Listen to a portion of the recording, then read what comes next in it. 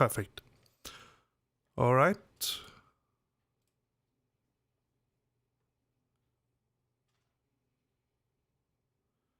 We are live now. All right. Welcome to Introduction to Astronomy.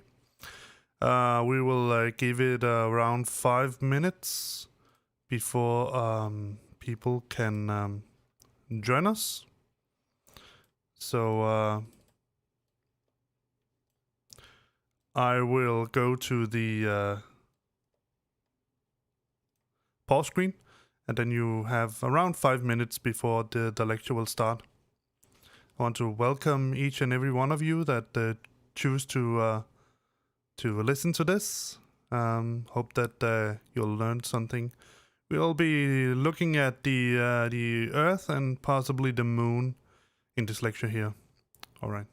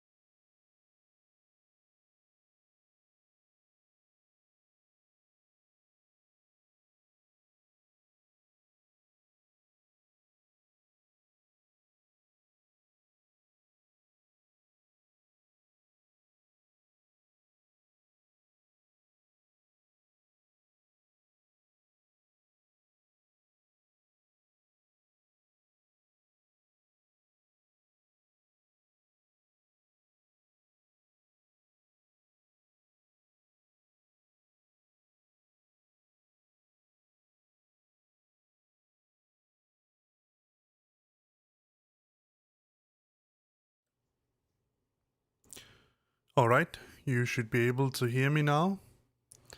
Hello and welcome back to Mike's Observatory and Introduction to Astronomy. Just like I said on the chat while we were waiting, you can go grab a cup of coffee or whatever you like to drink. Today we're going to talk a little bit about the Earth, and then we're going to talk about the Sun. If you're new to this channel, or if you are new to this series of lectures, I really won't call it lectures, because lectures are usually connected with some kind of educational system where you learn something and then you get tested in what you learn, and then you learn some more, and on and on. I can't test you, and I'm not going to test you in that sense. I'll give you hints to what I think you should do, but other than that, I mean, I can't grade you or give you a diploma or anything like that. So in that sense, I wouldn't call it lectures. But I mean, in a lack of a better word, that's the name I chose. So if you are wondering why I'm constantly looking out to the side over here, it's because I have my primary monitor in front of me right here where the camera is. So you can see me almost looking at you while we have these lectures. But I also have my secondary monitor over here where I have OBS running and I have the chat running. So I'll try to sort of keep an open eye of if you're going to ask questions or anything like that. But like I said, if you're new to this channel, new to this series that I'm going to put out, my name is Michael Hansen. I'm 30 years old. I'm from Denmark, and I hold a master degree in physics and astronomy from the University of Copenhagen. I graduated in 2017, so it's been a while since that. And after I graduated, I had some short jobs at different high schools around in Denmark. So, and before that, I worked a little bit as a elementary school teacher. So I have almost been all around the the educational system here in Denmark. Yeah, that's that's about my personal introduction. Of course, if you're new to these lectures, I highly recommend that after you have watched this lecture, because I don't want you to sort of jump out of it just to catch up, but after this series of lectures here, I suggest that you go back and watch the previous lectures if you're completely new to this. Right now, I think that each lecture can sort of stand on their own feet, because we look at, individual systems, the sun, the earth, the moon. But as we go forward and come to some of the more complex part of it, cosmology and things like that, we will build upon what we learned in the previous lecture to what we are going to learn in the next lecture. So it's very important that you keep your eyes open there. But without further ado, if you're ready, I'm ready. Oh yes, of course. The reason why I have my little chat open over here with the comments is that you can ask questions if there's something you are unsure of during these lectures. Honestly, I think that what we're going through here is relatively easy. It's not really hard stuff. But I guess when we go to something like stellar dynamics and stellar structure and cosmology and all that, you might have more questions down the line. So you can ask them over here. I'll try my best to recognize them when they pop up, and then answer them to the best of my abilities. All right, and again, I seem to get a lot of, I don't know how to put this. I seem to get a lot of viewers right now, primarily from India. I'm not sure why. And that's fine. I don't have anything against people from India at all. The only thing is that I would like to recognize when someone whose name I haven't recognized in the chat writes something. And that usually goes by using the name. But I'm sorry if I butcher your name. Honestly, I have absolutely no idea how to pronounce names in India. I would try to say that Lekraj Saini, Lekraj, I think it's an ich. No, Well, Saini says love from India, so thank you for that. It's not a love channel, it's a physics channel, but nevertheless, thank you for that. Let's get going before I make a complete ass out of myself. So let me change over so you can see my screen. Here it is, the Earth.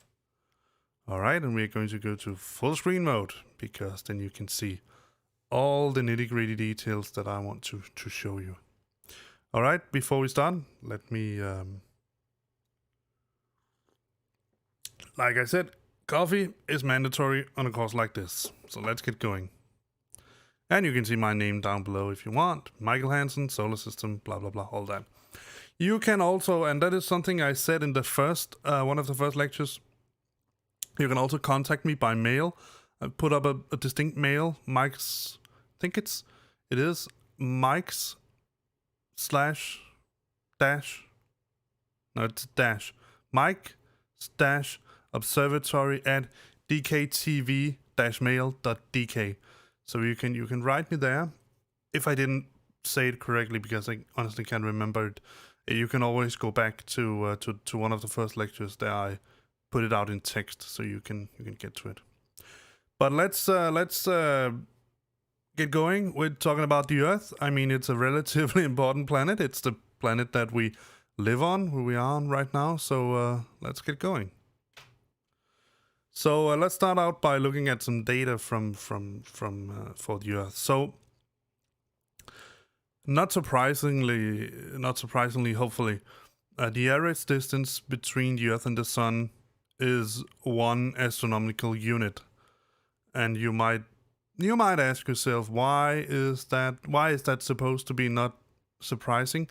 Well, it's because the astronomical unit is defined by the distance, the mean distance from, or the average distance from the Earth to the Sun. So that's the reason why. The orbit of the Earth is almost circular. The eccentricity is 0.07. So that's very, very little. If you remember, a completely circular orbit has an eccentricity of 0. And I mean, a straight line is 1. But a very elliptical orbit would approach 0.99 or 0.99, depending on how you want to say it. The average orbital speed is 29.79 kilometers per second. The orbital period is 365.256 days. The rotational period is 23.9345 hours. And regarding that, we're going to talk a little bit about the difference between what we normal call 24 hours is our normal daytime, but we also have what's called sidereal time, and that has something to do with the fact that the Earth is not only rotating around its own axis, but it's also orbiting the Sun, and the Sun is usually what we try to define the length of a day. From sunrise to sunrise, we have 24 hours, but since the Earth is also moving around the Sun, the sunrise comes up a little bit earlier than normal, so that's why we say that a sidereal daytime or sidereal day is 23 hours and 0.9345 hours. The diameter along the equatorial line is 12,756 kilometers. The mass, very, very high. One thing you need to notice when we talk about planets, when we talk about physics, when we talk about just about anything here in a normal physics situation, we tend in normal life to say that our weight is in kilograms. For instance, I'm a fairly heavy guy. I weigh around 120 kilograms. In physics, that is not how we do it. In physics, kilograms is, or grams, or tons, whatever you want to use. It's this. I mean, it's the same. It's the same number, just with a factor of minus 100, minus 1,000, whatever you want to put in it. But that unit measure is put on for mass. So we define mass in grams, kilograms, and so on. Weight, however, is usually defined in newtons. And for some reason, and I don't know why, I think it's just some kind of tradition that arose at some point. We have said that 1 kilogram is roughly equal to 10 newtons. So we have, it's actually pretty stupid if you think about it. We have a weight that usually measure things in newton. And then in order to convert that to kilograms, we divide it by 10. So for instance, I would have a weight of around 1200 newtons, and then you divide that by 10, and then it becomes 120 kilograms. All right, the rest of the numbers you can look for yourself. You know that we have around almost 80% nitrogen, 20% oxygen, and a very, very little, 0.35 carbon dioxide, CO2, and about 1% water vapor in the Earth. So the structure of the Earth is fairly interesting, and that's because we have the Earth is active. We have an active core, and we have active tectonic plating. So, but we also have activity in the sky, in the atmosphere. We have clouds, we have cloud cover, we have precipitation, rain, and all those kind of things. So the structure of Earth is very complex in its essence, because it's not only layered on the outside. We have different things in the atmosphere. In the top of the atmosphere, we have something like ozone, which we don't have at the bottom of the atmosphere. So we have a layered atmosphere. There's difference in pressure. There's difference in cloud systems. We have different clouds at 20 kilometers that we have at 3 kilometers, and so on and so forth. But when we go down into the Earth, we also have a layered complex structure here. So that's what I want to talk a little bit about, which we're going to talk about now, just when we mention it. So in general, you could say that we have a solid inner iron core in the Earth, in the middle. And then we have a liquid iron core on the outside. And to our best knowledge, it is the combination of rotational velocity between the inner core and the liquid core, the solid inner core, and the outer iron core, the liquid core, that generates the electromagnetic field that we have. We have a magnetic field around the Earth. Other than that, we have a fairly big piece which is called the mantle. That is also where we have, when we have volcanic eruptions and things like that, that generally comes from the mantle. And finally, we have the crust. The atmosphere we have also divided into different layers. We have the troposphere from the ground up to 12 kilometers. It is also the area where we have most of the weather. Then we have the stratosphere between 12 and 50 kilometers. This is also the area where we have the ozone layer. Then we have the mesosphere, which is from 50 kilometers up to 80 kilometers. And that is where meteors usually burn up. And then finally we have the thermosphere, which is above 80 kilometers. And that is usually where we have aurorae. So aurora borealis and aurora australis. Henceforth, northern lights and southern lights. We can also take a little bit more, detailed look at the structure of the Earth. This is very, very superficial. So again, we have the solid inner core, and that goes roughly from 0, the center, up to 1,300 kilometers.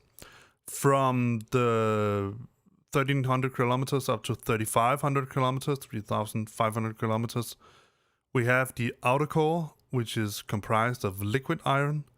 Then we have the mantle, which is usually primarily solid rock. And then we have this, what is called the asthenosphere, which is plastic flow. And this is the area, because it wasn't present here. This is generally the area where we get lava flow and like that. And finally, we have the lithosphere, which is rigid plates. And that is sort of the part of the underlying structure of the crust, and then we have sort of the real solid crust, solid rock and rich in silicon, and that is roughly 15 kilometers deep. So you can see that from 3,500 kilometers up to the 6,343 kilometers, we have the mantle, and then from 6,343 to 6,378, we have the lithosphere and the crust. This is just to give you an overview. There's really nothing you should understand here. It's mainly just so you have an idea that both the atmosphere and the Earth, the inner parts of the Earth, is a relatively complex structure. So, just like I said, we have this complex flow of stuff from the deep mantle and up to the crust. And before we talk about that, cheers. All right, let's see. So we actually have some kind of convection currents in this asthenosphere here, which is, I mean, it's plastic flow, so it's generally sort of like if you imagine that you take a ball, and then you put some kind of pudding on top of it, and on top of that you put a piece of paper or something like that. So in this case here, the paper would be the lithosphere and the crust, and then you would have the asthenosphere here would be the pudding. So what happens sometimes is that we have this movement of tectonic plates, and we generally have two kinds of movement. We have one kind of movement where, let me see if I can put it, where we have one tectonic plate trying to push itself under another. When we have that is usually where mountain ridges they form. The other example that we can have, so we have one plate sliding underneath another, and henceforth, or one plate. It could also be, I mean, a complex movement, so you can have both plates moving over each other in this case here. But that can also mean that we have tectonic plates moving away from each other, and when they do that, that gives rise to, when we have this plastic flow down here, an upward flow, and that creates, both in the sea, but also on land, that creates volcanic eruptions or volcanic crusts, rifts, if you will. Like it says, lava oozes upward and forms new crust. So you can imagine that when they move apart from each other, we got new stuff coming up and sort of flowing out and creating a new solid layer. So that is why we say that the Earth is tectonically active. Many other planets are tectonically inactive. I believe that all the inner planets,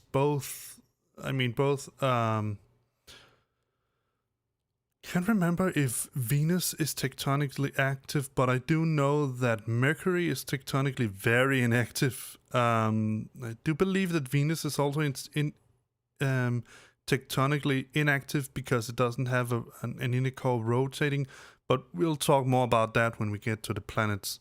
But the Earth is active, the Moon is inactive, and Mars is also inactive. You can usually see when planets are tectonically active, they have usually a magnetic field around them, which only applies for the solid planets, of course. The gas planets, they don't have tectonic plates because they're made of gas, right? So that is something completely different. But let's move on, if there's no questions. So because of this tectonically active system we have, and I mean the landmass is upon this lithosphere and the crust, and because these tectonic plates constantly move around between each other, it is speculated that for around 237 million years ago, we had one big supercontinent called Pangea. And it looks roughly like this. And roughly 152 million years ago, that supercountry broke up. So we had sort of the African part here, we have a North American part, and we have some European parts here. And then again, because these countries constantly moved away from each other because of the tectonic activity, we ended up with what we have now. We have North America, South America, Africa, and the Arabic Peninsula, Asia. It's Southern Asia, Southeast Asia, Northern Asia, and Europe, and all that. So yeah. And of course, Australia, which literally almost means the southern country. All right, let's move on. So the atmosphere, when you look at it from a temperature point of view, is actually pretty strange if you think about it. So we have temperature out here on this axis here, and we have altitude on this axis here. And because this is, I think this is this is not a scanned image, but it is a copied image. So it's, I mean, I've really made it big, so it's very pixelated, so sorry about that, but hopefully you can see what goes on. So down here we have the troposphere, and that's really where we are. So when you go upward through the troposphere, the temperature decreases. So it will go from the average temperature of 20 degrees all the way up to minus 60. I mean, minus 59 or 58 or something like that, 55 perhaps.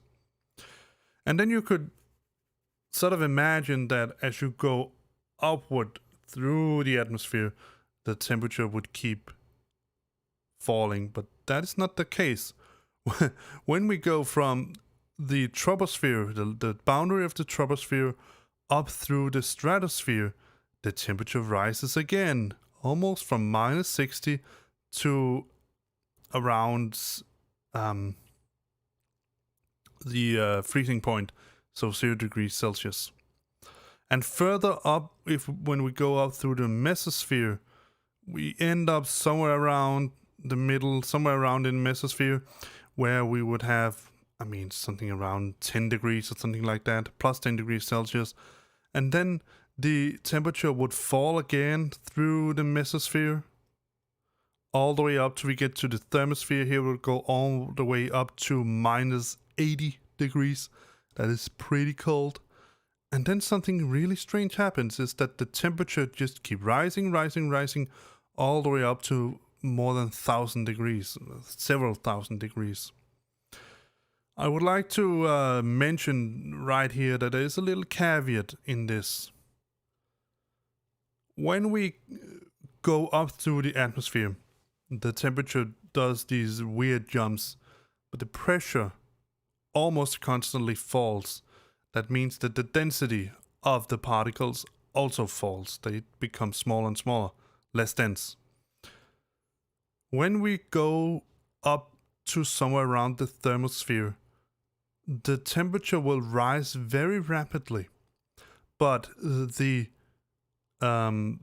density of particles will be so very, very low that if you were there with a thermometer and tried to measure the temperature there, you would get 0 degrees. I mean, you would get, perhaps even you would get the absolute zero, minus 273.5 degrees Celsius.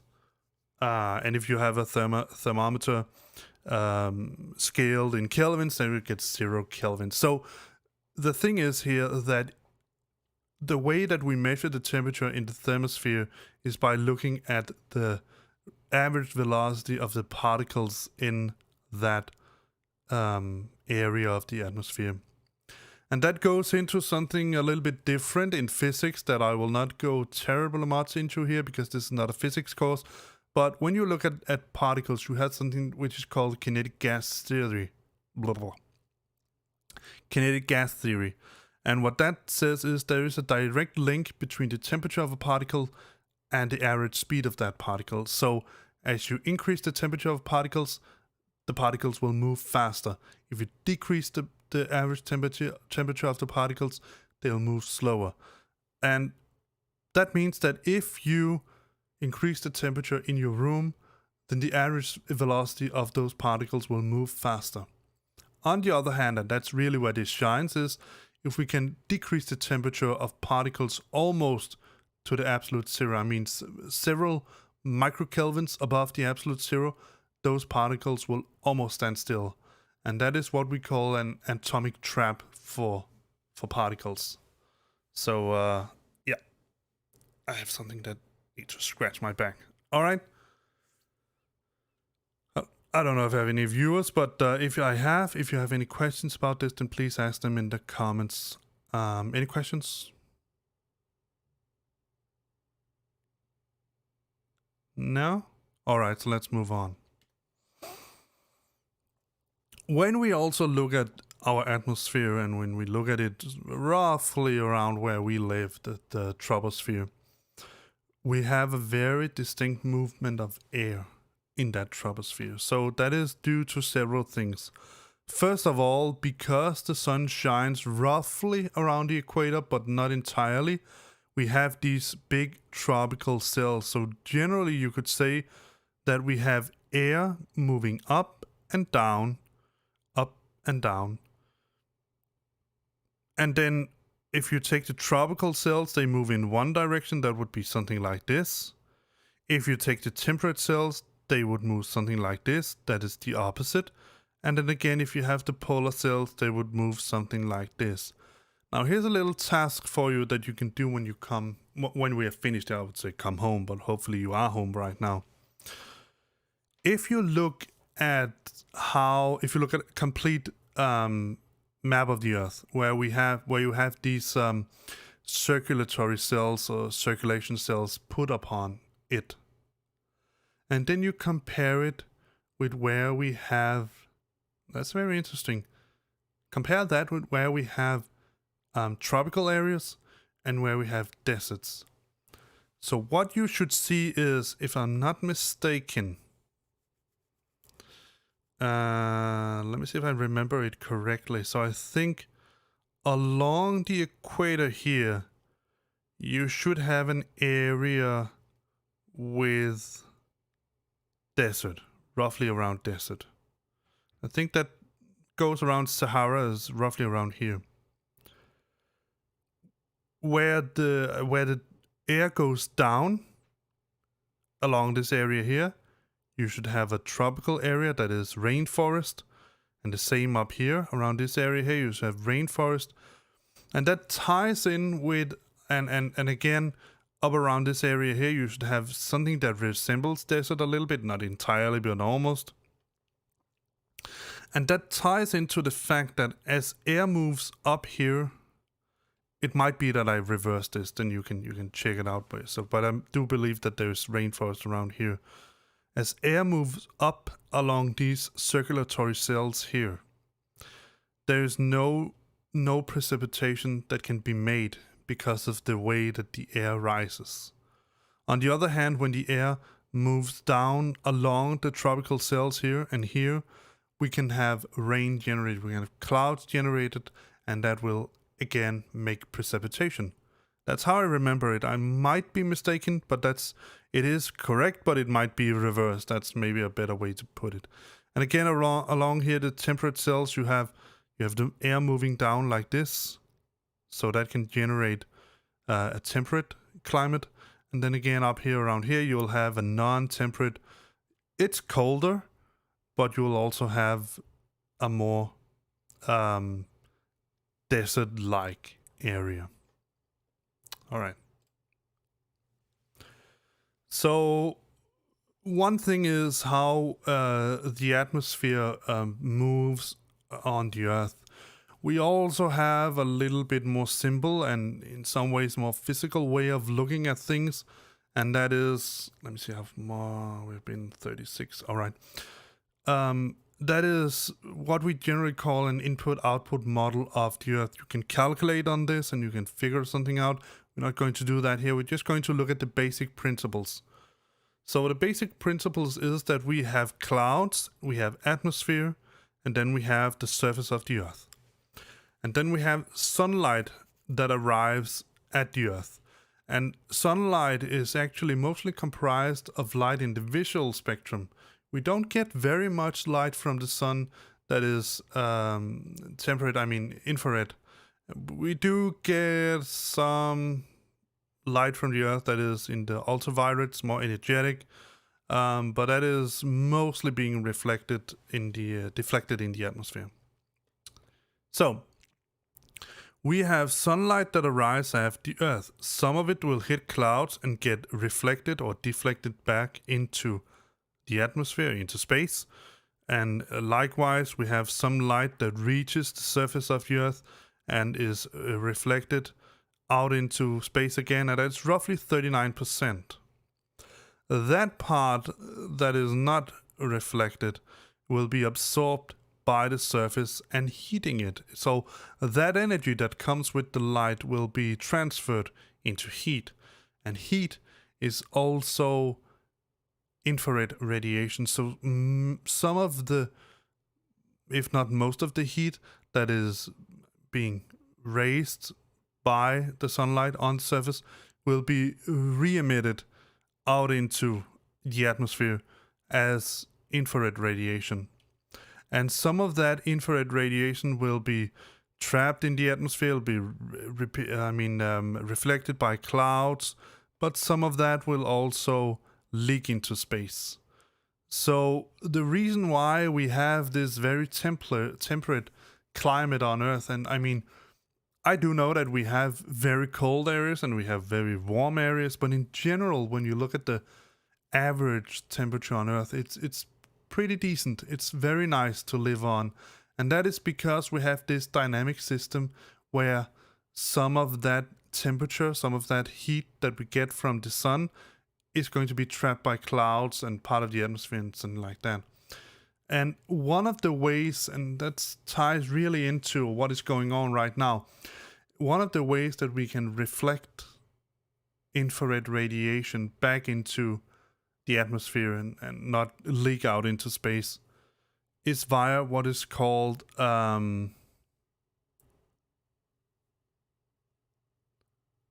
greenhouse. Sorry, I had to remember the word greenhouse. Try again. Greenhouse gases.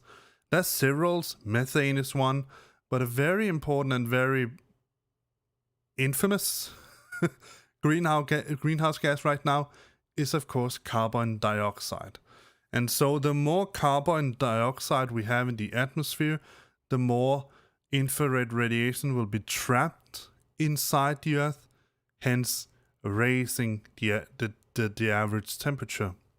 And the problem really isn't with carbon dioxide in itself. It is considered a relatively weak greenhouse gas, but the problem is that if we pump out enough greenhouse gases, enough CO2 or carbon dioxide out into the atmosphere, we can raise the temperature enough that some of those very, very big compartments of methane and carbon dioxide we have trapped inside the solid ground in the Earth will be released. And then we can suddenly have something like a cascade effect where the temperature we get from the increase of carbon dioxide will release more methane and more carbon dioxide into the atmosphere. Hence, that will raise the temperature more. Hence, that will release more of these these greenhouse gases that will raise the temperature even more. And then it cycles on until it settles at some point. Because as we increase the temperature, we will put out more carbon dioxide, more methane into the atmosphere. But also, as we increase the temperature, we will get more water evaporation, and hence we'll get more precipitation, that is rain. And we can trap some of that's the way that these gases gets trapped in the underground, is that some of those raindrops will trap some of the carbon dioxide and the methane in them and take them back to the ground. So that is how sort of the Earth can reset itself, if you will. Sorry, I think I bumped the mic. But one of the problems that, for example, happened on our sister planet, that is Venus, is that this cascade effect went on going and going and going until there was actually no water evaporation. There was no water precipitation. All the water that is on Venus is in a gas state in the atmosphere. There's no precipitation of water.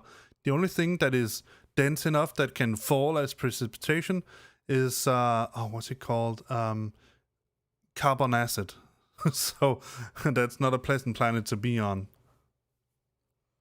All right, any questions for the... And I have a pair of glasses and they constantly sort of run down my nose, so that's why I constantly fill with them. All right, let's take a sip of coffee. Let's go on. So one of the things that... that should be space here, climate changes.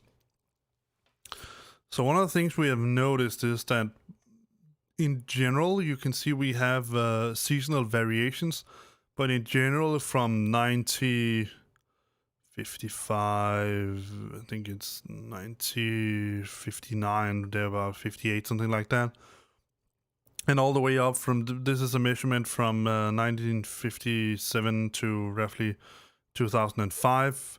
We had seasonal variations, but a steady increase in the parts per million carbon dioxide part in the atmosphere. So we had a steady increase in the amount of carbon dioxide we have in the atmosphere. So one of the things that we have done with climate modeling, and I will not go into deep details into how climate modeling works. For one, this is not a course on climate change or climate modeling. And for the second, I'm not an expert in some of these parts, but I do know a little bit about it. And one of the things that is about these models, and that's why we have, you can see all of these, we have CMIP 3 and CMIP 5, and then observations. The reason why you have all these curves here, it almost looks like sort of a picture, like you made a lot of colors here, you draw in it, is that the climate is inherently, when we model it physically, it is what is called chaotic, and it's non-linear. And chaotic simply means that the climate cannot be predicted. We can try, and we can get relatively close, but you can't really predict it. That's the chaotic nature and chaos theory we also have here. I don't know much about chaos theory, so I can't tell you details about that, but I do know a little bit about nonlinearity. So what does nonlinearity mean? And in order to explain that, I can give you sort of a somewhat simple example. That is, it's not really representative of what it is, but hopefully it can give you sort of an image of how it works. So in a linear system, you could say, let's take an easy equation. 5 plus 5 equals 10. It's relatively simple. In a linear system, you can reverse that, so you could say 10 minus 5 gives you 5. To put it out more general, you can say you can take the result that you got, reverse your equation, and then get back to where you started. And that is really not what you're interested in, but what you want to usually do when you model these things is that you know how things are now. And then you want to try to figure out what are they in the future. So you know what they have been and what they are now and what can they be in the future. And usually you do that by reversing. You could usually have an equation where you know what it is in the future, and then you can figure out just linearly what it is in the past, but then you want to reverse that equation, and that's where it becomes nonlinear. It's a nonlinear equation all in all, but you can go one way, you cannot go the other. So to take that example, in a nonlinear system, when you say 5 plus 5 equals 10, that works, again, it works fine. But when you reverse it, then you can suddenly have something like 10 minus 5 equals 1, or 10 minus 5 equals 10, or 10 minus 5 equals 5, or 10 minus 5 equals 2, or 5, or 4, or 3, or 10, or 5, and then you do these calculations a heck of a lot of times. And then suddenly you end out with sort of a statistical representation that hopefully shows that the most likely result is 5. But it is also likely in a nonlinear system that it can be 6, or 3, or 4. But the most likely scenario hopefully is 5. So that's sort of an easy way, perhaps even oversimplifying way of explaining what a nonlinear system is. And when we calculate the equations that go into these models, they are nonlinear in nature. And that is why, in order to get sort of a reasonable prediction, they perform a lot of models. And that's why you see that both CMIP 5, which is the light blue here, and CMIP, you can see it down here.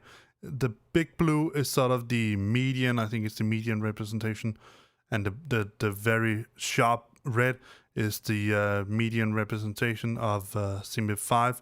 But the models themselves are light blue, as you see here, and light yellow, as you see just in the outskirts here. I need something.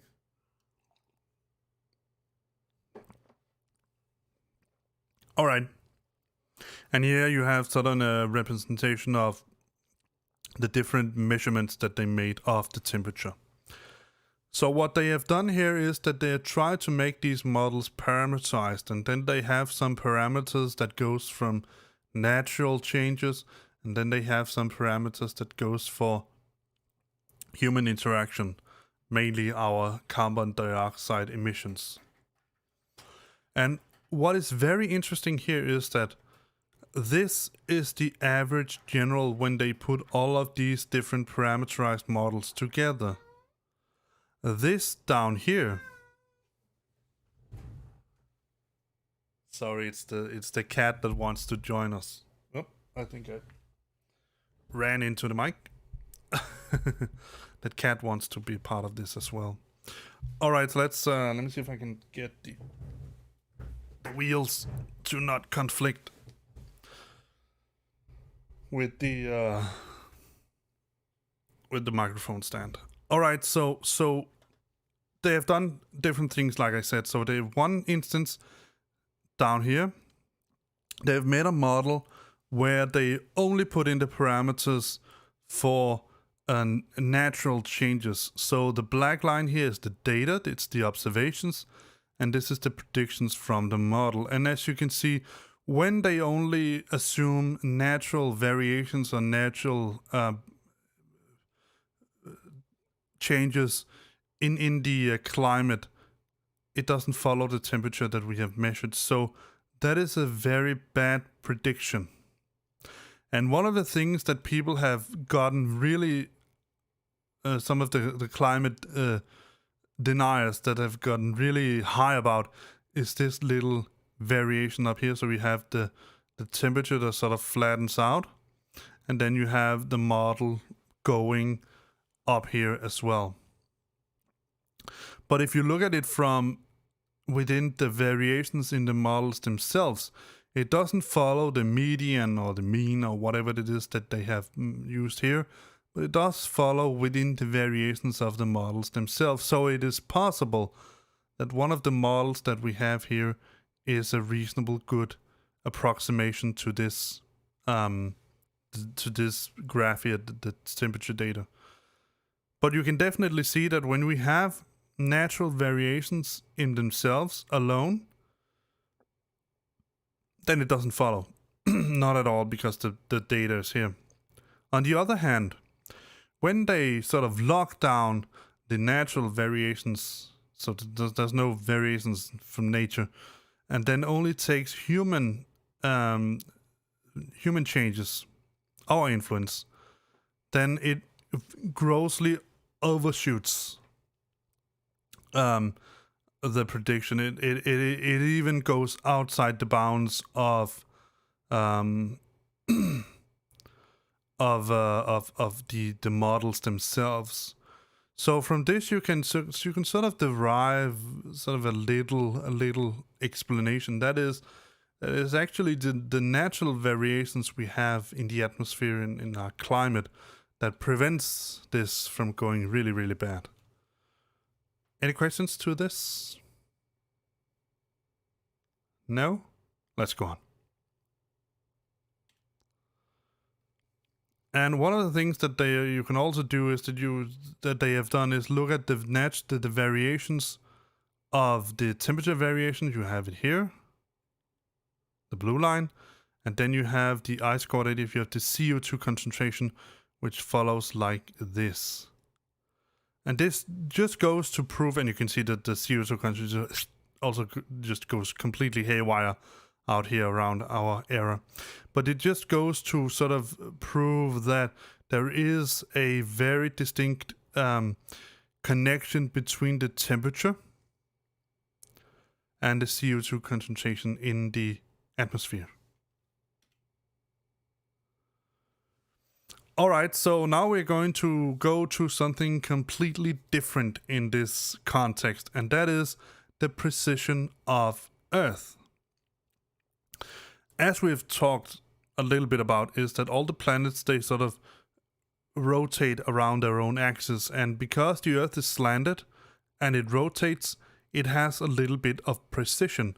And if you want to experiment with precision yourself and get a better intuitive understanding of what it is, then you can take these things that you can flip, and then they can sort of spin around themselves. I can't remember the name of them. But then you can see at some point the top of that little spinning thing will sort of go around like this. And that is precision. And that's the same thing that the Earth does. So right now we are around this area here. AD1 is here. So we are around here. And that means that the north celestial pole is roughly around Polaris.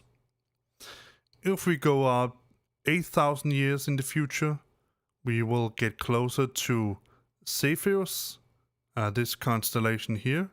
So that will be our new polar star. If we continue further out, we will get one of the, not Deneb, but one of the stars in Cygnus.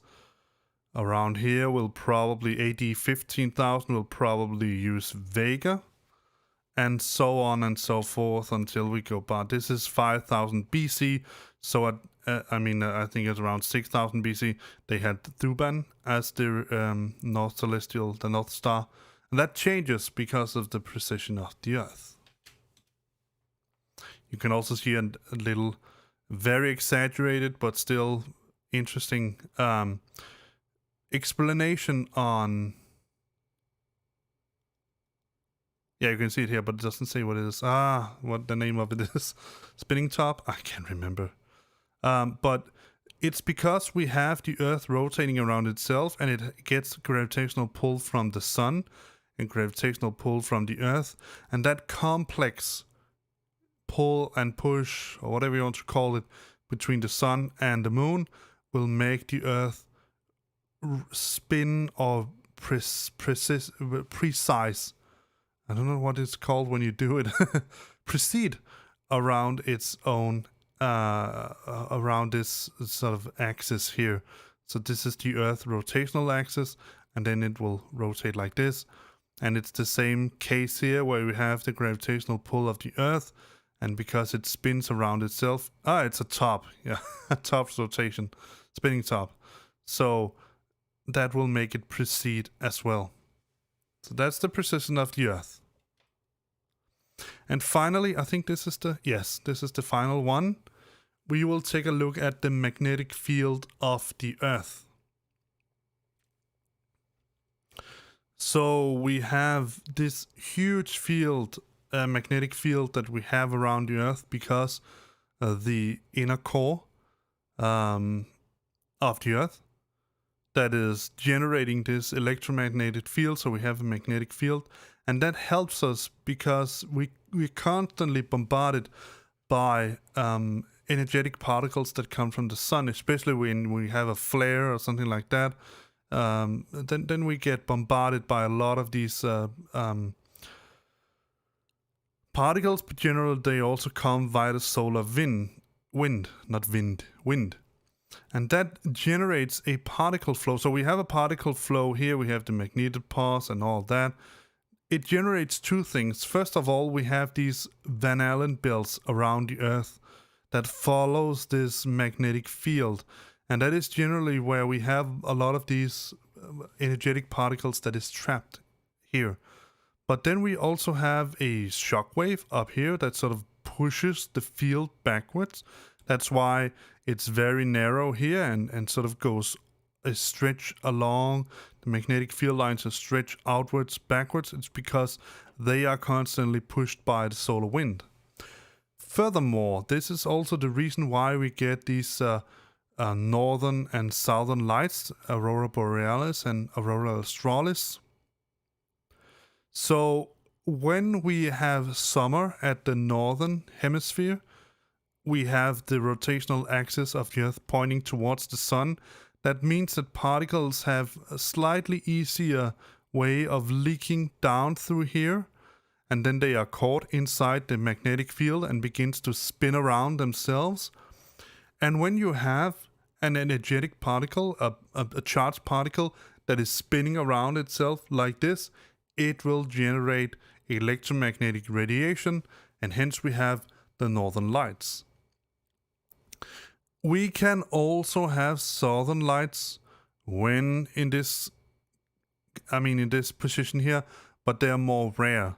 The southern lights usually happen in the southern hemisphere summer, so that's when we have winter on the northern hemisphere, because then the axis of rotation here is pointing towards the sun, and then again these particles can leak up and begin to rotate because of the... You have a charged particle in a magnetic field that will make it rotate, it will spiral. When it spirals, it generates electromagnetic radiation. So that's the reason why. So are there any questions to this at this point?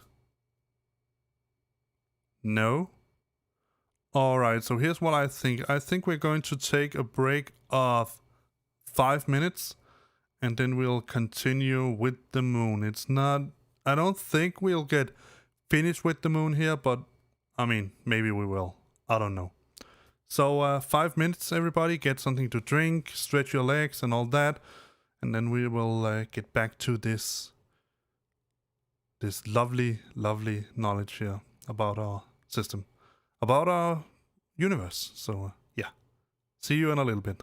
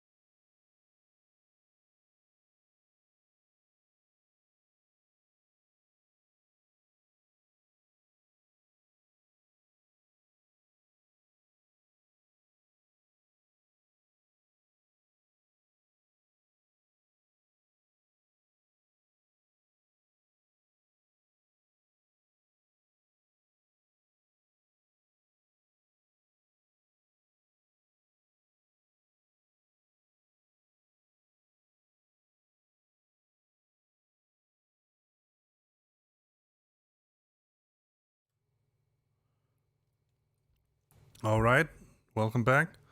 I just noticed a little bit of an error on my slide, so I will just quickly fix that so you can do something interesting while you wait. It's not going to take very long, but it will take a little bit of time.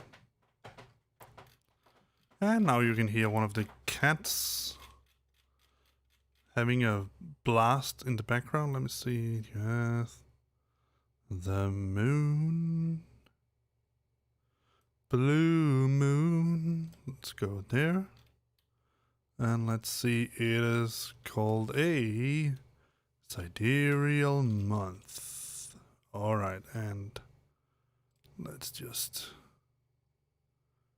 save and PDF it. No, I can't because I have it opened, of course. Tools, PDF. Yeah, I use LaTeX for my slides, so if you want to learn at some point how you can make slides in LaTeX, then we can certainly talk about that. That will be a completely different topic, but it's not impossible. All right, so let's get this going. Reader. Lecture 3, and let's go to the moon.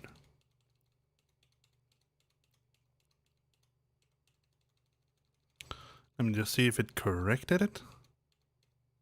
It did. Perfect.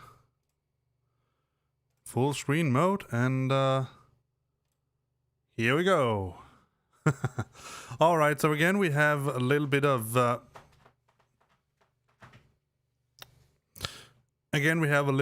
data on the moon. So the average distance from the Earth to the moon is 384,000 kilometers.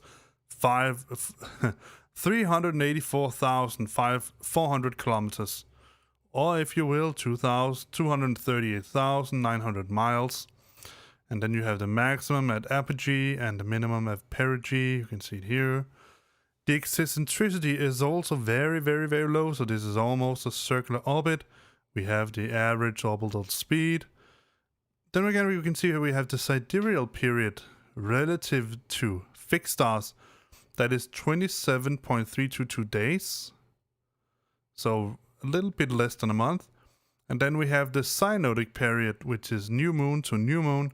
And that is 29 days. So that's usually what we use as our sort of fix for how much it takes from the moon to move around. Yeah. The inclination of the lunar orbit, the lunar equator to orbit, is 6.68 degrees, and the inclination of orbit to the ecliptic is 5.15 degrees. The diameter of the moon is 3,476, so that's roughly a little bit more than half of the diameter of the Earth. Sorry, that's completely wrong. You can see it here. It's 0.272 Earth diameter. I was thinking about the radius. So it's it's roughly one fourth of the Earth diameter. The average density is 3,344 kilograms per cubic meter. Escape speed is 2.44 kilometers per second. So when we land something, and that's one of the reasons why it could be a good idea to put up sort of a temporary, a permanent base on the moon for moving further out into the solar system, is the escape velocity on Earth is almost 12 kilometers per second. The escape velocity on the moon is only 2 kilometers per second, almost 3 kilometers. So it makes it much easier to escape the moon, if you will, than it will the Earth. But then, of course, we don't have any temperature. We don't have temperature. Sorry, it's getting late here. We don't have any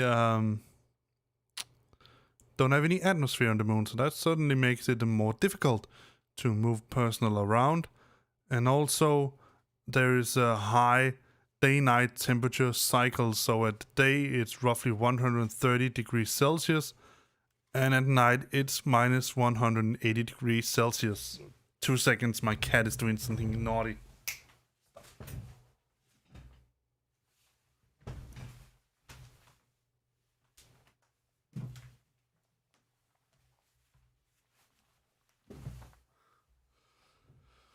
For some reason, the cat really loves to go down into my trash bin and then pick out something random and then play around with it. And it's certainly going about it again, but I'll ignore it this time. All right, so let's move on. So one of the things that usually really puzzled scientists early on was how the moon was formed, because if you look at the moons for all the other planets, I mean both the gas giants and everything else, it's usually so that the size of the moons compared with the size of the planets are very different. So usually the moons are very, very small compared with the size of the planets. But when we look at the size of the moon compared with the size of the planet, like I said, it's roughly 1/4 of the size of the Earth. That's very large for a moon. So one of the ideas that sort of got into the explanation on both how the moon could be so big as it was, but also how it was formed, was that in some part of the early stage of the formation of the Earth was impacted by a relatively small protoplanet. And when I say relatively small, I mean roughly the size of Mars, maybe a little bit less than that. And from that impact, as you can see here, there was a huge chunk of material sort of blown off the Earth. And first of all, that impact sped up the Earth rotation and it tilted its plane roughly these 23 degrees. Usually it would make more sense that the plane, the rotational plane of the Earth is either perpendicular to ecliptica or in some instances parallel to ecliptica, but usually it's perpendicular to it. And so that's why the Earth is also slanted 23 degrees. But that big chunk of material was caught inside the gravitational pull of the Earth, and then during time, all of these smaller pieces sort of collected into what we now know as the moon. So that's the consensus now on how the moon was formed.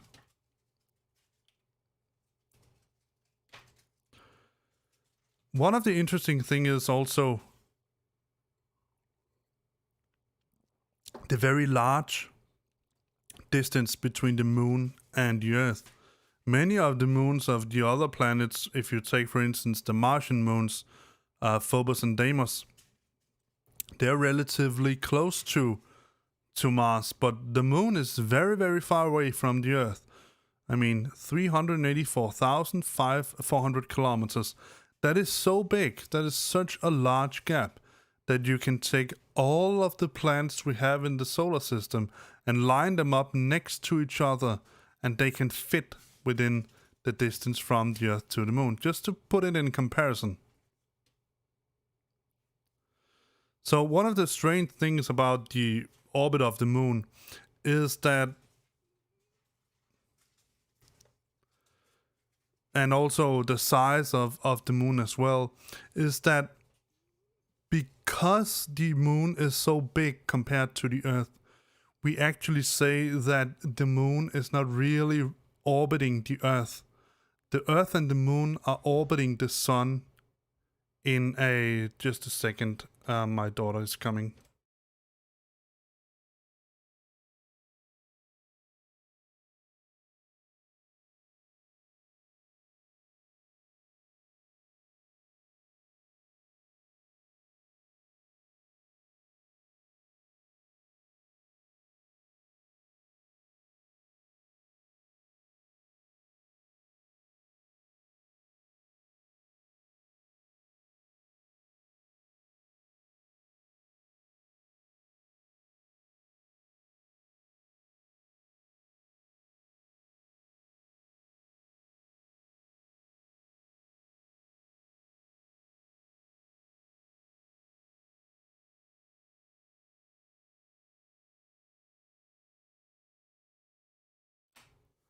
Yeah, sorry about that. My daughter just woke up and I had to put her back into bed. Alright, so what I was saying was that obviously this is not shown to scale, but since the Earth and the Moon is so big compared with the Earth and generally compared with other moons, they are said to orbit a common center of gravity. That means that the Earth and the Moon, they are orbiting the Sun. It's not the Moon that is orbiting the Earth and then the Earth is orbiting the Sun. It's more so like that the Earth and the Moon is orbiting the Sun at a common center of gravity. Now you could say that goes for all of the moons and the planetary systems and planets. And that is obviously true to some extent, but the problem here is that the moon is so big compared with the Earth. So even though the center of gravity is within the size of the Earth, it is big compared with other systems. So one of the things we notice is that at some point the moon was tectonically active. It's inactive now, but it was at one point. And one of the ways that we can see this is that first of all, we have these impact craters from the moon. But we have these dark-colored mares, and then we have the light-colored lunar highlands. And the mares, as far as I remember it, is probably because of tectonic activity. But generally, you could say, how can we know that the moon is no longer tectonically active? We know that... Just give me a second, I need to stop the cats from running around doing naughty stuff.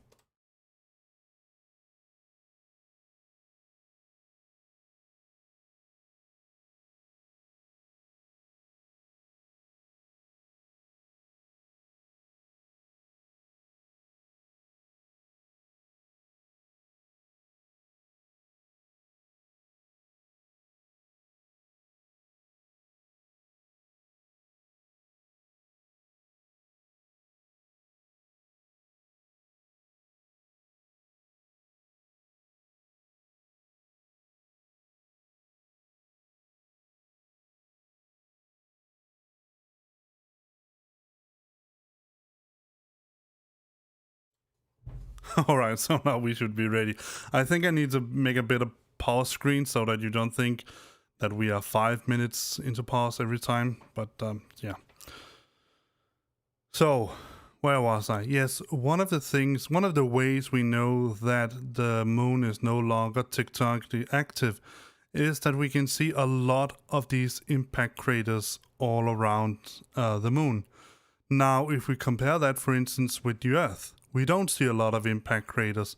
And that's because when some of these big asteroids and comets, they hit the Earth at some point earlier in its time, tectonically activity and wind and weather and all that sort of smooth out these impact craters. But because there's no atmosphere on the moon and there's also no tectonic activity, whenever we get an impact crater on the moon, it stays there forever. So that's why the moon looks like it looks. Yep. So as you already know, the moon has several phases. And the reason for that is the distinction between where the sun is, where the moon is, and where we are looking at the moon. So let's start from a new moon. And I don't know why they have given it a little slice here, because there's no slice on a new moon already. So when we have a new moon, it means that the lit side of the moon is pointing away from the Earth and obviously towards the sun. That's always the way it is, that the lit side is pointing towards the sun and the dark side, if you will, is pointing away from the sun. So at noon, we'll have a new moon, so that means that we will only see the dark side of the moon, that the non-lit side. Then we move on, and then we can see a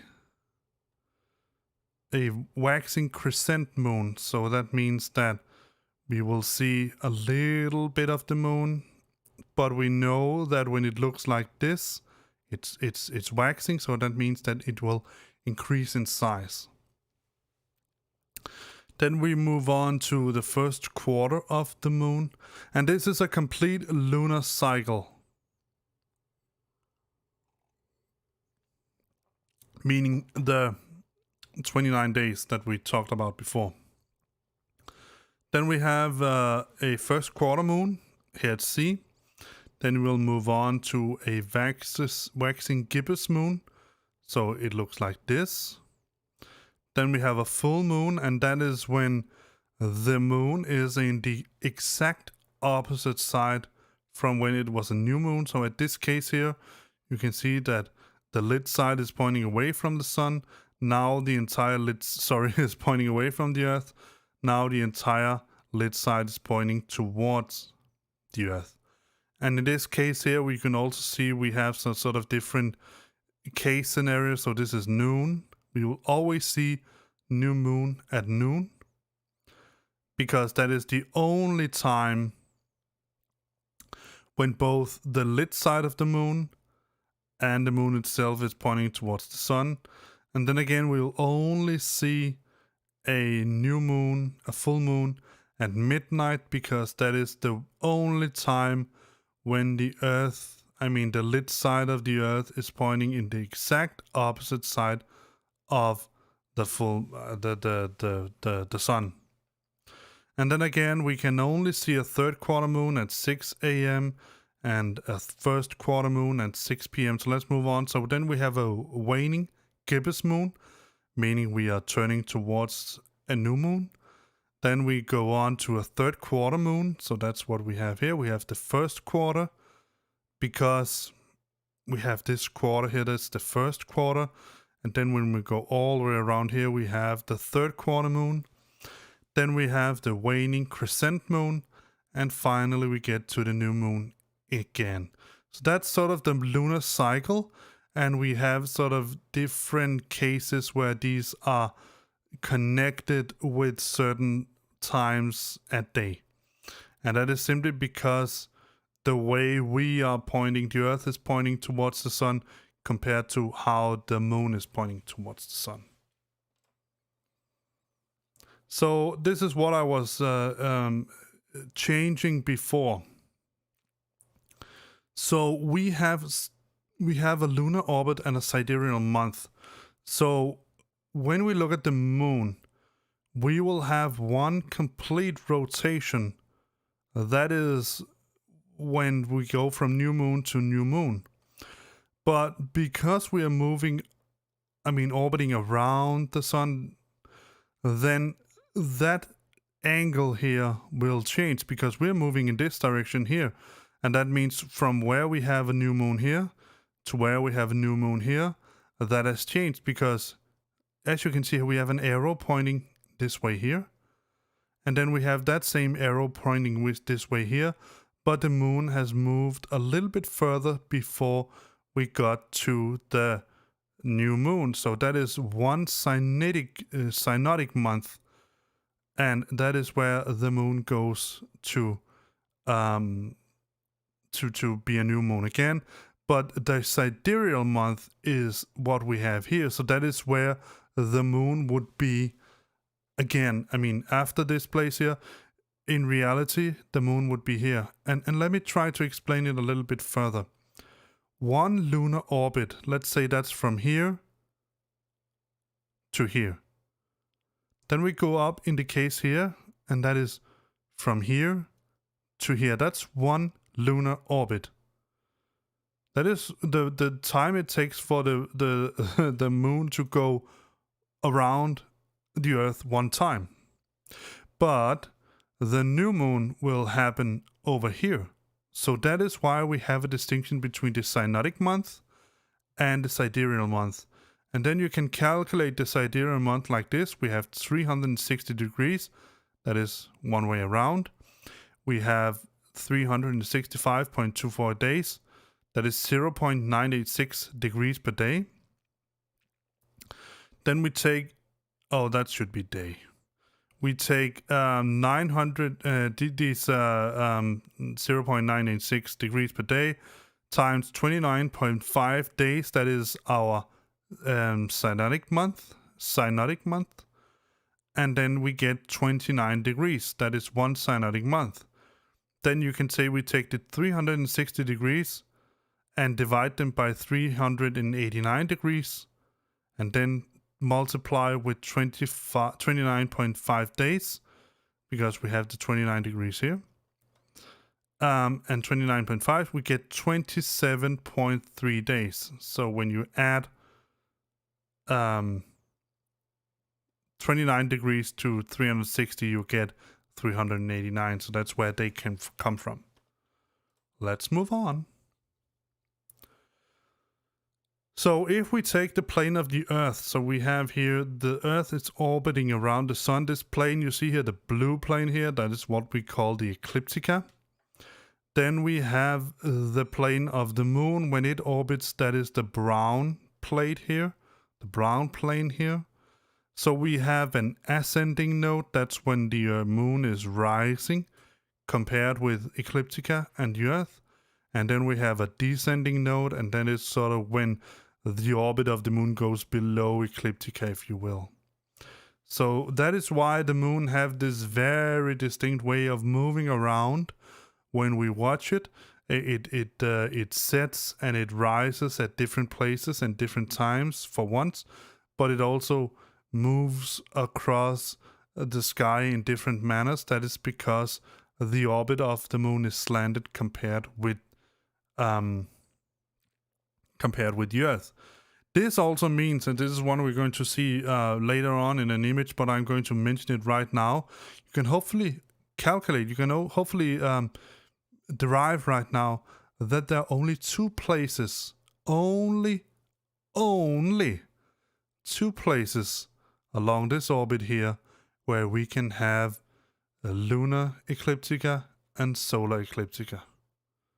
I'll let you think about that a little bit while I take a little bit to drink.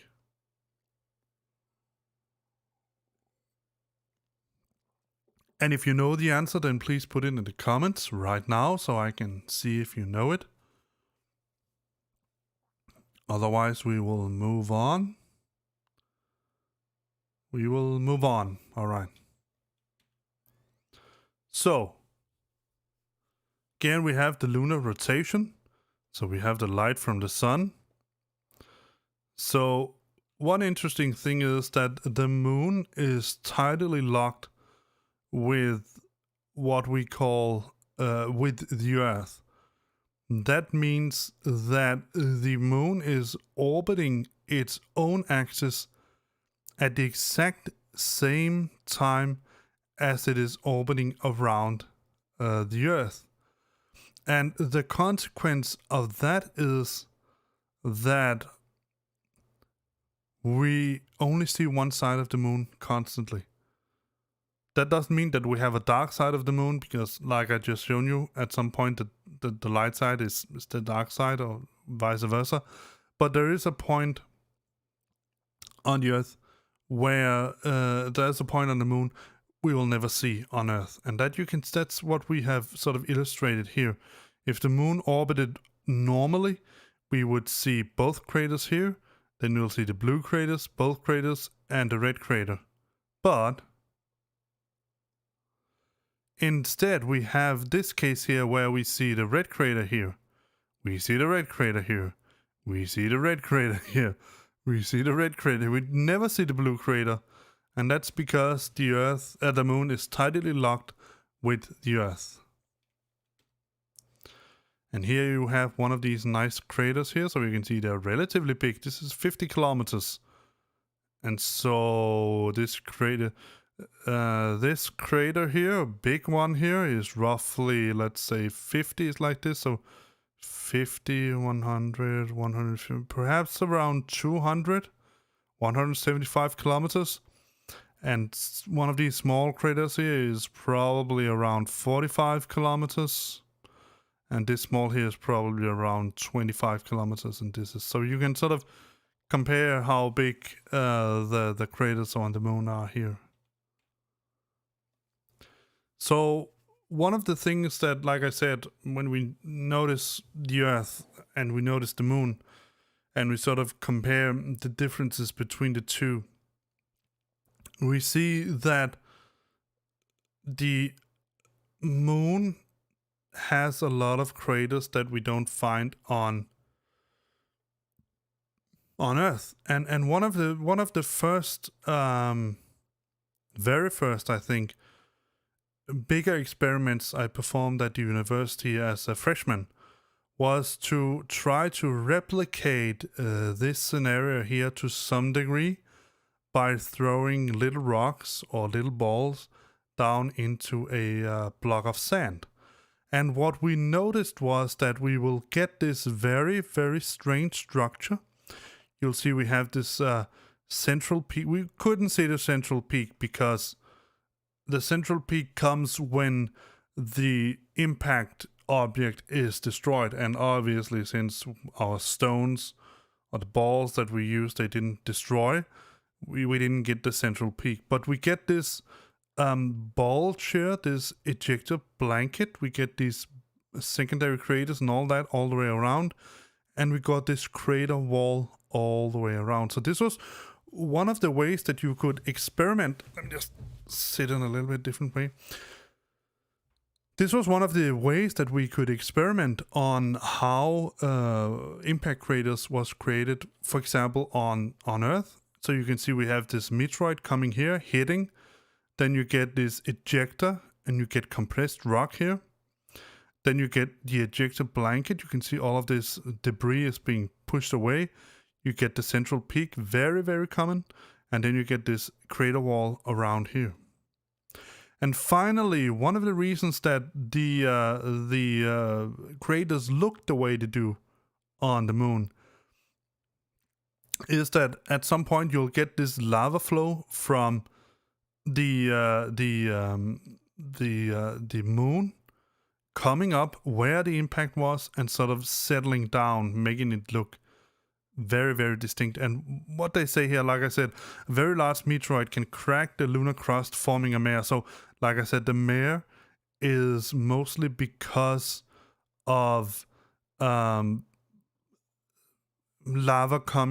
flow coming up and sort of making this darker area here. But you can see here, in this case here, we have the central peak, we have the crater walls, we have the ejector blanket right here, as you can see it. So that is very, in my opinion, this is very, very interesting to look at. So if we look at a model for what goes on the moon, we could say that 4.47 billion years ago, the age of the oldest moon rock. So we can see that we have early heavy bombardment created the entire moon. The lunar highlands are relics of this period. So this is the white areas, as you can see here. Then we had a very sudden decrease in, this is the amount, so high impact, I mean a lot of rocks hitting it, very few rocks hitting it. Then we had this late heavy bombardment between 4.0 and 3.8 billion years ago, created these giant impact basins that became the Marea. So it's really these black areas we have, they were created around these 4 billion years ago. And from there on off, there has been very little bombardment during the past 3.8 billion years ago. So you can sort of imagine when the moon sort of settled. So does this mean that there has been very little bombardment? Well, according to this, it does. But please remember that, yeah, it does, because we don't see any, but what I was saying was, one interesting thing is that the reason why we see all of these impact craters, and we see the mares doesn't really look like impact craters, but some of them does, probably is due to the fact that the moon was, to some extent, a little bit active, a little bit tectonic active. Please remember that at that point, lava could flow up and sort of scorch the area. So that may be why they don't look like traditional crater impacts, but there's also the different the explanation is that the rocks that hit were so big that we don't really recognize it as impact craters, but more like these big mares and the highlands. And a nice image from the moon landings. Can't remember if this is 16 or 12 or 11, whatever it is. I know it's 11 and 16. I can't remember which one of them it was, but I think it's one of the later ones because it's a different camera. And they had didn't have the rover, the lunar rover with them, or lunar car here at the Apollo 11. So perhaps it's 15 or 16, something like that.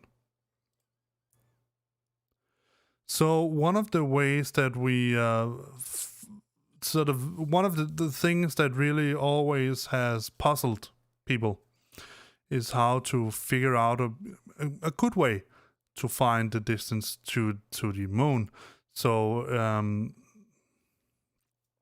there's been Hipparchus measured it to some extent with eclipses back in the ancient Greece. It was a reasonable approximation, but really not that good.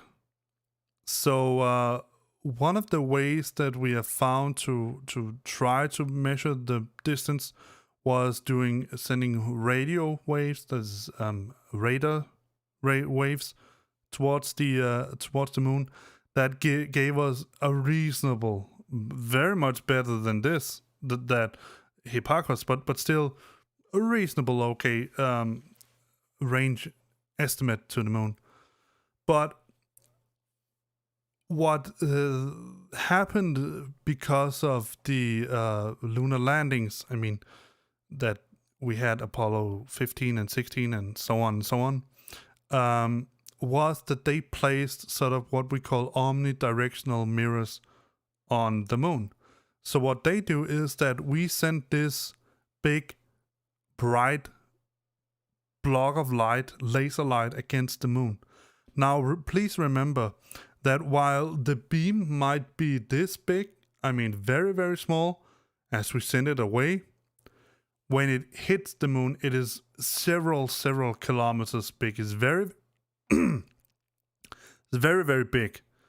And furthermore, that light which hits the moon, there is a tiny amount that actually hits the mirror and gets reflected back.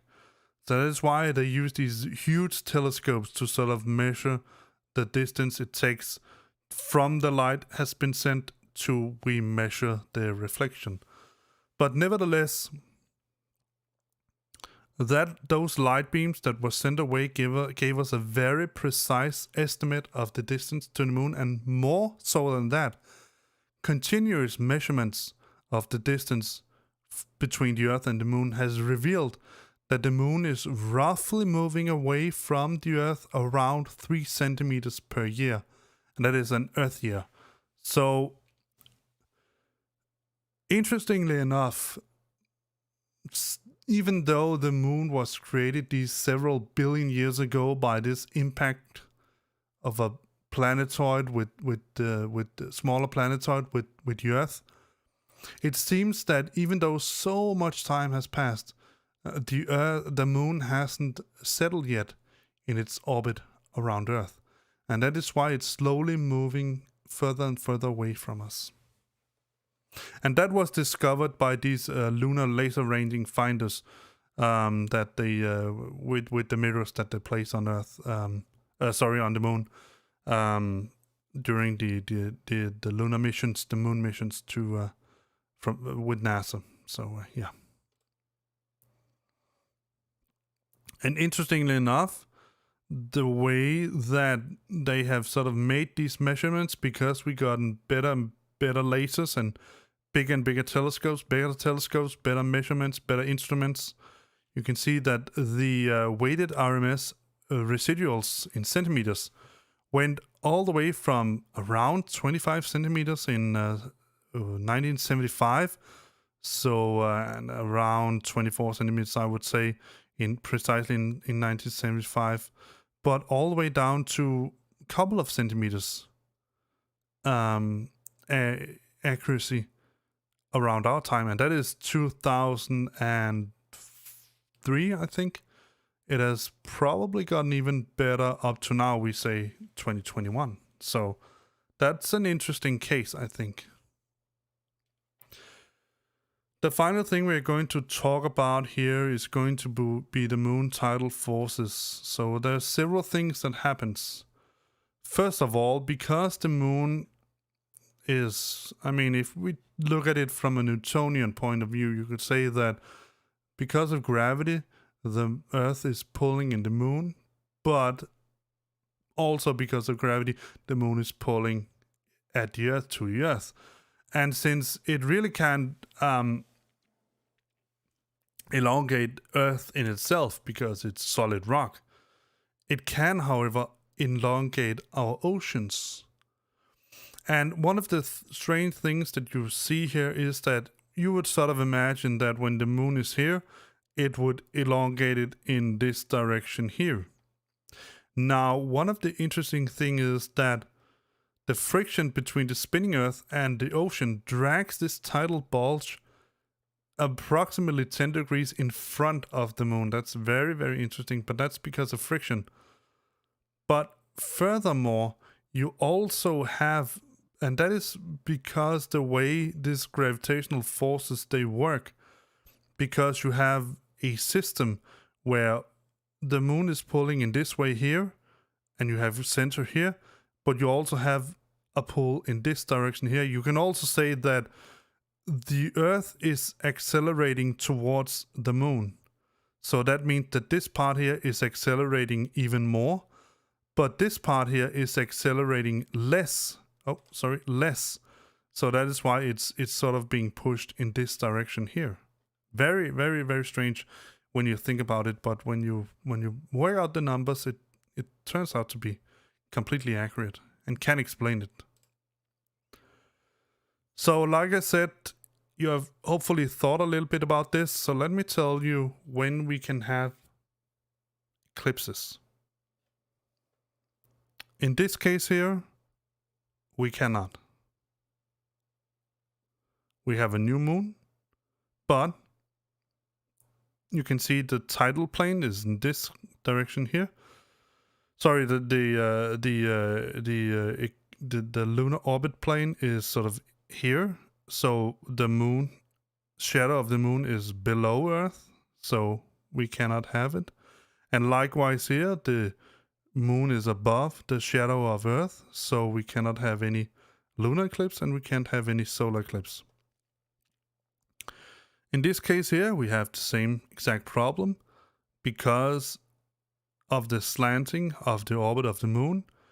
When there's a new moon, the shadow of the moon is below Earth, and when there's a full moon, the shadow of the Earth is below the moon. So the only case we can have eclipses is in the case where the sort of this line here that you can sort of draw through the ecliptical, sort of the orbital plane of the moon, is directly aligned with the sun. So in this case here, we can have a solar eclipse because the line here where the orbit is exactly on line with the Earth. And likewise, when we have a full moon, so this is a new moon, when we have a full moon, we can have the case where the moon is completely encompassed by the shadow of the Earth, and again here the moon can sort of make a shadow, sort of block out the light from the sun, and the same goes in this case here. So this is the only two cases where we can have eclipses. Sorry, that was something that was scratching me. So, when we have a lunar eclipse, several things is going to happen. So, when we have the sort of the moon moving inside the shadow of the Earth, we can sort of have, I mean, it's not completely just in that case, but we have several cases. we can have partial eclipses when the moon, that is 1 and 3, I guess, where the moon is going slightly underneath the shadow of the Earth, and the yellow one, so that's the blue one, and the yellow one where the moon is going slightly above the shadow of the Earth. So in both cases, the moon will only go into what is called the penumbra. And then we have the red case here, which is where we get a total lunar eclipse. That is when the moon goes entirely into both the penumbra, but also the umbra, the full shadow of the Earth. It is the complete opposite almost when we have a total solar eclipse. So in this case here, we have the moon moving in front of the sun. But because the sun is so big and it sort of shines, lights all over the moon and in different directions. Because we have lights coming from all parts of the sun. This part here will also shine light on this part of the moon, and this part here will also shine light on the opposite part of the moon. We get what is called a penumbra. That is the big brown area you can see here, where we have partial solar eclipses. And then we have this tiny, tiny little area here, well, relatively tiny area, which is the umbra, which is where we get the total solar eclipse. And as you can see, this is a very, very distinct places. They happen and they change all the time. So you can't just get solar eclipses, along equator, anything like that, all the time, because of the slantedness of the moon's orbit and how it depends on both the rotation of the Earth and the orbit of the moon. So here is a little overview of when we can get eclipses, when we can expect them. And I think the latest one we have here was in 2020, December 14. So that has even passed. So these predictions here are completely useless for you, but they mattered when I taught this exact course at the high schools in Denmark. And here's a nice, lovely picture of a total solar eclipse, and you can see the halo of the sun around it here, the photosphere and the ionosphere, I think it's called. So yeah, that's it. I hope that you have learned something today. Sorry about all the interruptions from my cats, my daughters, and what have you. And I know that this took a little bit longer than I usually do. You got a little break, but other than that, I hope that you have enjoyed this. I hope that you have gotten something from it, that you have learned something from it. As always, if you like this course here, these lectures, then give it a thumbs up. Please do. And if you aren't already subscribed to my channel and want to be notified when I make the next course, which will be about the planets, I think. The other planets, the inner planets, can't remember. We're going to see. Then please subscribe to my channel and click that little bell thing, and then you'll be notified whenever I do something new. When I upload other videos and all that. I will say this much. I am currently working on making my master thesis into some kind of an audiobook. So if you would like to hear me recite or read up loud my master thesis for you, then you should hang on. It will take some time because I've never done something like this before. Narrated a book, made in an audiobook, anything like that. And also, there is a lot of pages in my master thesis, so it will take some time. But I hope that you have enjoyed this, and you will enjoy it in the future. Hope to see you in the next video, and sleep tight and all that. Bye bye. Oh yes, of course, one thing more. If you have further questions for me, you're watching this on YouTube, and you I mean, you can ask questions on the chat right now, but you would like to have some questions answered in the next lecture that I make, then please go to the first lecture I put out here and take a look at, it's a VOD, and then take a look at my email address, and then you can email me there and ask questions. All right.